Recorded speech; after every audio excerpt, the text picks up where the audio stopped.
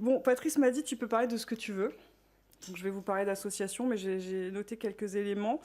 Et je voudrais commencer par vous partager. J'ai eu une journaliste hier au téléphone qui, sa première question, c'était pourquoi il y a 70 000 associations qui se créent chaque année. Je me suis dit, bah, c'est marrant, on ne me pose jamais cette question. Donc je trouvais que c'était un bon moyen de commencer cette intervention devant vous. Et en essayant de lui répondre, je me suis dit, bon, bah, alors pourquoi est-ce qu'il y a 70 000 associations qui se créent chaque année? Et pourquoi est-ce que ce chiffre, il est hyper puissant en termes de ce que ça nous dit, de la vitalité de notre société? Et donc je lui répondais, donc je vais reprendre quand même pas mal d'éléments de ce que disait Patrice, je lui répondais en lui disant, ben, qu'est-ce que c'est le modèle associatif? Si on revient un peu aux fondamentaux, c'est quoi le modèle associatif? Et c'est intéressant de revenir dessus, notamment quand on traverse la crise qu'on est en train de traverser. Le modèle associatif, 1901, grande loi de liberté, votée grâce à l'acharnement de Waldeck-Rousseau. Il faut savoir qu'il y a eu une trentaine de textes qui ont été discutés au Parlement avant que la loi soit votée, et qu'il a fallu plus de 20 ans entre la loi relative au droit de réunion et la loi relative au contrat d'association. Donc c'est important, c'est intéressant d'avoir ça à l'esprit. Cette loi, qu'est-ce qu'elle dit? Elle dit que pour faire association, il faut être au moins deux, on ne s'associe pas tout seul, il faut avoir un objet défini. Et c'est tout. C'est tout. Elle ne dit rien d'autre. Et après, elle dit, ben, dans vos associations, vous êtes libre de vous organiser comme vous le voulez, donc vous vous dotez de statuts que vous décidez collectivement ensemble, donc vous faites votre propre loi dans votre entité, et puis après, vous conduisez les projets qui vous semblent être les bons, les plus justes, qui vous importent, à condition de respecter la loi, car contrairement à ce qu'on a entendu plusieurs fois ces dernières années, les associations ne sont pas des zones de non-droit, elles ne l'ont jamais été. Donc ça, c'est ce que dit la loi. Et ce qui est super intéressant, c'est que quand on se plonge dans l'histoire, comment est-ce que Waldeck-Rousseau réussit à la faire voter? Il l'a fait voter en la faisant reposer sur un droit de l'individu. C'est un droit de l'individu, la loi 1901. C'est un contrat de droit privé. Et ça, j'insiste un peu, mais je reviendrai dessus après, parce que je crois que ça explique en partie pourquoi on traverse la crise financière qu'on traverse en ce moment du point de vue du monde associatif, contrairement à d'autres corps intermédiaires qui, eux, sont plus institués et dont les modalités de financement ont été pensées. Mais j'y reviendrai. Donc 70 000 associations qui se créent chaque année, pourquoi? Parce que ça marche, parce que c'est souple, parce que c'est agile, parce qu'on peut trouver une réponse un peu partout et parce que le modèle associatif nous permet de faire un peu ce qu'on veut. Ça, c'est un premier point. Deuxième point, parce que c'est très ancré. Le modèle associatif, c'est un modèle du réel. Alors, je parle devant un public convaincu, mais c'est pas si simple. C'est un modèle du réel. Les associations, en fait, c'est un collectif de personnes qui se réunissent autour d'un diagnostic partagé, qui est très territorialisé et qui essaie de construire des solutions. Et ces solutions, souvent, elles marchent. Pourquoi? Parce qu'elles ont été construites par les personnes directement concernées.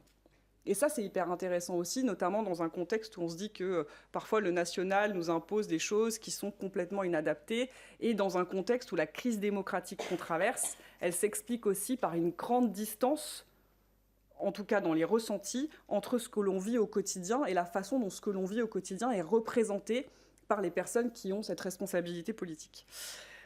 Premier point. Donc, c'est un modèle qui est agile, et je dis ça, c'est un modèle qui est agile, c'est un modèle qui est puissant, et ça, c'est le verre à moitié plein. Le verre à moitié vide, c'est que malgré cette puissance, cette agilité, cette capacité à se renouveler tous les ans, les associations traversent une crise financière sans précédent. Et j'ai 5 minutes, je crois. Vous me dites quand je... Mais là encore, il me reste encore combien de temps? Ok, je surveille là. J'ai toujours l'impression que j'ai rien à dire et puis après... Bon, c'est un peu le problème des gens qui parlent tout le temps. Donc, triple crise, 3 facteurs. Premier facteur, qui est assez structurel, c'est qu'il y a une vingtaine d'années, enfin depuis une vingtaine d'années, la manière dont les associations sont financées ont changé, puisque depuis une vingtaine d'années, la part de la subvention dans les budgets des associations a diminué considérablement au profit de la commande publique. Donc ça, c'est important. Il y a 113 milliards d'euros environ, le budget consolidé des associations. 20% de ce budget, c'est de la subvention.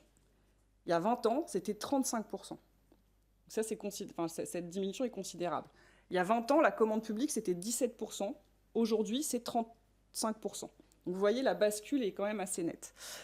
Subvention versus commande publique. Pourquoi est-ce que c'est un problème? Vous allez me dire, ça reste de l'argent public, c'est pas grave. C'est pas toujours un problème, mais c'est quand même un problème. Parce que là, vous êtes les Restos du Cœur, vous êtes une grosse association, vous êtes staffé, ok. 90% des associations, c'est que des bénévoles. C'est hyper Enfin, c'est un monde d'amateurs. Et c'est très bien, je pense que l'amateurisme, on devrait le valoriser davantage. C'est un monde d'amateurs, c'est des gens qui ont une passion, mais qui n'ont pas forcément une passion pour les appels à projets. Parfois, on en a, mais c'est quand même pas si rare. Enfin, c'est pas si fréquent. Donc, du coup, quand vous subventionnez, vous soutenez l'initiative citoyenne. Vous dites à des citoyens qui viennent vous voir, théoriquement, je ne suis pas naïve, je sais que c'est pas si simple, mais théoriquement, vous dites à des citoyens qui viennent vous voir, ok, ben on va vous soutenir dans votre projet, on va vous donner 500 euros, 1000 euros, on va vous subventionner pour ça. Quand vous faites appel à de la commande publique, vous mettez l'association dans une situation d'être là pour répondre à un besoin qui a été identifié par les pouvoirs publics. C'est parfois utile, je ne dis pas qu'il ne faut pas le faire. Je dis que quand la proportion est devenue celle-là dans les budgets, ça traduit un problème, puisque du coup, ça met les associations en concurrence entre elles, et pire encore, ça met les associations en concurrence avec d'autres, et on sait bien qu'on ne joue pas avec les mêmes armes. Premier problème. Deuxième problème, qui est un problème qui est relatif aux libertés associatives. Je ne m'attarde pas dessus parce qu'on a passé des années à en parler, et je crois qu'on en parlait l'année dernière encore, mais quand même, le contrat d'engagement républicain, vous savez de quoi je parle, et puis tous les textes et tous les discours relatifs aux libertés associatives, et je vous assure que c'est vrai, je vous assure, vous regardez des conseils municipaux dans certains territoires, vous avez des élus qui sont de tous bords politiques, mais bon, plus ou moins tous bords, on va dire, de tous bords politiques, qui interrogent la pertinence de financer une association qui va contre le gouvernement. Et ça, c'est un problème. Ça a toujours été, on a toujours entendu ça, mais dans ces proportions. Et quand c'est des ministres de la République qui disent ça dans des instances comme l'Assemblée nationale, c'est un problème. Parce que les associations, disons-le, leur fonction n'est pas de faire plaisir au pouvoir public. Ça arrive. On n'est pas là pour faire contre les pouvoirs publics, mais ce n'est pas notre fonction démocratique. On fait plein de choses et on ne peut pas penser notre action pour ça. Et je le dis parce que c'est pernicieux, en fait. C'est progressif, c'est diffus. Puis à un moment, quand même, ça rentre dans les esprits, puis on se dit « Ah, je suis une association, mais si jamais je tiens tel propos, potentiellement, je vais perdre mon financement. Ou potentiellement, je ne serai pas reçu pour dialoguer, etc. etc. » Et c'est là où c'est dangereux, parce qu'on a une fonction démocratique qui est majeure, je dis, celle de dire le réel, mais pas seulement, celle aussi d'interpeller et parfois de faire office de contre-pouvoir. Deuxième problème. Troisième problème, qui est un problème conjoncturel, mais vous allez me dire la conjoncture commence à durer, mais quand même, conjoncturel, l'inflation. Les Restos du Cœur ont fait l'appel il y a 2 ans, je ne reviens pas là-dessus. L'inflation, il y a 2 problèmes dans l'inflation. En tant que structure, vous avez une augmentation de charges conséquente et vous ne pouvez pas impacter ça sur vos bénéficiaires. Et je prends cet exemple que je prends toujours, une organisation du tourisme social il y a 2 ans qui nous disait moi, ma facture d'énergie, c'est plus 300 000 euros maintenant. Et donc, du coup, qu'est-ce que je fais? Est-ce que j'augmente mes tarifs? Et auquel cas, je suis plus sociale. Ou est-ce que je ferme quelques semaines dans l'année et auquel cas, je ne réponds pas aux besoins? Dans les 2 cas, c'est une mauvaise réponse. Et puis l'inflation, ça veut dire aussi des besoins sociaux qui augmentent, des besoins auxquels il faut répondre, et vous le savez, enfin vous l'avez vécu, parfois on ne peut pas répondre, puisque quand il y a plus de besoins et moins de moyens, pour reprendre le slogan de samedi, ça ne tient plus. L'inflation qui se croise et qui se cumule avec une crise budgétaire, celle qu'on traverse aujourd'hui. Je ne pouvais pas vous commenter le PLF d'hier, mais je peux vous dire que c'est un peu la gueule de bois pour nous en ce moment. Mais quand vous avez des financements publics qui diminuent, au niveau local comme au niveau national, vous vous retrouvez dans une situation qui est extrêmement difficile. Et je ne vais pas vous plomber avec des chiffres, mais quand même, on a fait une enquête à destination des associations cette rentrée, et c'est extrêmement préoccupant. Et à date, il y a 500 associations qui sont en situation de liquidation. Ce n'est pas l'association qui a vécu sa vie et qui passe la main, c'est pas ça. Liquidation, ça veut dire que financièrement, elles ne peuvent plus faire face. En 2022, à la même date, c'était 2 fois moins. Donc ça, c'est quand même un sujet. Et c'est un sujet qui va bien au-delà de nous-mêmes et de nos petits sujets corpaux. C'est un sujet social et sociétal. Ce qui m'amène à un autre point que je voulais discuter avec vous. Samedi, on a fait, donc vous avez suivi, j'espère, la mobilisation du monde associatif. C'était assez inédit. On n'a jamais fait ça. On n'appelle pas les gens à aller dans la rue. Ce n'est pas notre modalité d'action. On l'a fait pour plein de raisons, parce que ça nous semblait important de marquer le coup. C'était inédit, mais c'est aussi historique. Et c'est ce que je disais, on disait avec d'autres samedi en fin de journée. En fait, samedi, il s'est passé quelque chose d'assez puissant. Enfin, en tout cas, j'espère, même si ça prendra du temps avant que tout le monde s'en rende compte, mais il s'est passé quelque chose d'assez puissant, c'est que les associations ont compris qu'elles étaient aussi un mouvement social. Elles ont compris que quand elles étaient ensemble, elles pouvaient faire bouger les lignes et qu'elles étaient plus que la somme de singularités et de structures. Il y avait quelque chose derrière. Et c'est quoi ce quelque chose derrière ? C'est un projet de société. Parce qu'à la fin, et c'est là où on sort des clivages partisans, qui est contre une association? Qui ne veut pas de club de sport? Qui ne veut pas de culture? Qui ne veut pas qu'on accompagne les plus vulnérables? Qui ne veut pas qu'on gère le logement social, qu'on intervienne dans le champ de la protection de l'enfance, que parfois on soit sous statut, que les EHPAD ou les crèches soient sous statut associatif, pardon. Qui ne veut pas ça? Et qui, à un moment de sa vie, n'a pas été confronté à l'action associative, que ce soit pour soi-même ou pour les gens autour de soi? Personne.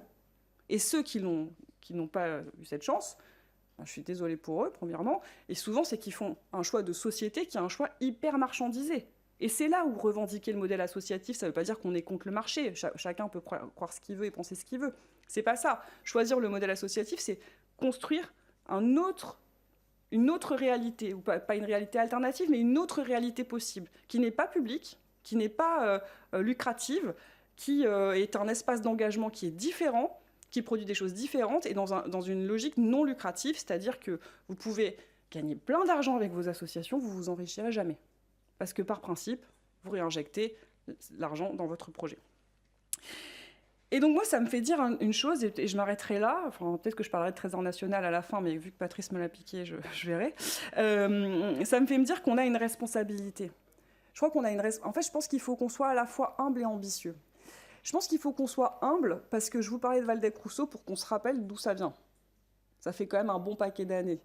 Et je pense que quand Waldeck-Rousseau il a fait voter la loi 1901, jamais il imaginait que 125 ans plus tard, il y aurait 1,4 million d'associations en France et que la société française s'appuierait grandement dessus, voire tiendrait grandement grâce à elle, du premier au dernier kilomètre, pour le meilleur comme pour le pire. Je pense qu'il n'avait pas anticipé ça. Et pourtant, c'est ce qui se passe. Je vous parlais du sport. Le sport, ça renforce le bien-être. On est content de pouvoir en faire. Je vous parlais de l'aide alimentaire. Enfin, je vous en parle à vous. On est content de trouver ça quand ça ne va pas. Parce qu'on adoucit aussi les vulnérabilités. C'est ça, le modèle associatif. Donc, il n'avait pas anticipé ça, enfin, je pense. Ça veut dire quoi? Ça veut dire qu'on est à un moment où on est en train d'écrire une nouvelle histoire du monde associatif et il faut qu'on accepte que ça prendra du temps. Je pense qu'il faut qu'on en ait conscience parce que c'est un mouvement progressif, diffus et qu'il faut embarquer avec acharnement. Donc de l'humilité, mais aussi de la responsabilité. Parce que moi, ce qui m'inquiète beaucoup, c'est quand je vois toutes ces associations qui ferment. Ces associations qui ne peuvent plus faire face, ces associations qui ne peuvent plus répondre aux besoins, ces associations qui sont en situation d'arbitrer entre telle ou telle demande, telle ou telle activité, qui ont des besoins criants de ressources humaines, mais qui n'ont plus les moyens de payer les salaires ou qui ne peuvent pas faire face à d'éventuels recrutements. C'est ça qui est hyper inquiétant. Et là où je dis qu'on a une responsabilité, c'est qu'on est les héritiers d'une histoire. Et grâce à cette histoire, on a la chance de bénéficier de ce tissu associatif, de le rencontrer à tous les coins de rue. On a la chance de pouvoir s'engager dans ce tissu associatif. Et on a la chance de pouvoir, grâce à lui, construire des réponses qui sont très loin d'être parfaites, j'en ai bien conscience, mais qui ont au moins le mérite d'être là. Et donc du coup, là où on a une responsabilité, c'est de faire en sorte que ce tissu associatif, il soit toujours là dans 10 ans, toujours là dans 20 ans, toujours là dans 30 ans, et qu'il ne soit pas moins fort, qu'il soit plus fort. Et c'est là où c'est pour ça qu'on dit que ça ne tient plus, parce que si on est les seuls à le dire, en fait, ça ne peut pas fonctionner. Et donc ça, c'est un peu le message qu'on a essayé d'adresser samedi. Bon, là, je parle devant un public convaincu, donc c'est facile. Mais quand même, je pense qu'il faut le répéter. Ce n'est pas une évidence. Il faut répéter que les associations, elles sont partout, qu'elles prennent des formes qui sont parfois insoupçonnées, qu'on ne sait pas, en fait, que le resto du coin, le café du coin est sous statut associatif, et pourtant c'est le cas. Qu'on n'a pas toujours confiance qu'un EHPAD peut être sous statut associatif, et pourtant c'est le cas. Ça, je pense qu'il faut le dire. Et je pense qu'il y a une chose aussi sur laquelle il faut insister, et c'est pour ça que je vous parlais du droit de l'individu, c'est qu'il est temps, il me semble, qu'on passe d'un droit de l'individu à une reconnaissance du tissu associatif par la nation. Et je crois que c'est ça, la bascule qu'on doit opérer maintenant. Et ça veut dire quoi concrètement? Ça veut dire que la loi 1901, c'est une première étape, très structurante, très signifiante. La constitutionnalisation du droit d'association en 71, c'est une deuxième étape, très structurante, très signifiante, et heureusement qu'on a ça, je vous assure. Mais si on a reconnu le droit d'association, on n'a jamais reconnu et pensé le droit au financement du monde associatif. Et sauf que vous le savez comme moi, si on n'a pas de moyens, à un moment, on est un peu en grande difficulté. Et donc pourquoi je vous dis ça? Et après, je me tais. J'en perds mon stylo.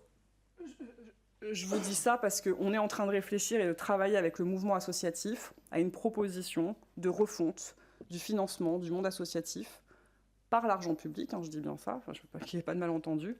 Et cette proposition, on la présentera le 30 janvier lors de notre grande rencontre biannuelle qui s'appelle Droit de cité. Et l'objectif, c'est qu'on la mette dans le débat politique pour la présidentielle 2027, si c'est en 2027, présidentielle 2027, pour qu'on puisse vraiment essayer de sortir du schéma et de la spirale dans laquelle on se trouve. Parce que c'est ce qu'on se dit souvent en conseil d'administration du mouvement associatif. En fait, si on continue à avoir... si on continue à faire la même chose avec les mêmes outils et qu'on espère une issue différente, ben on est un peu fou.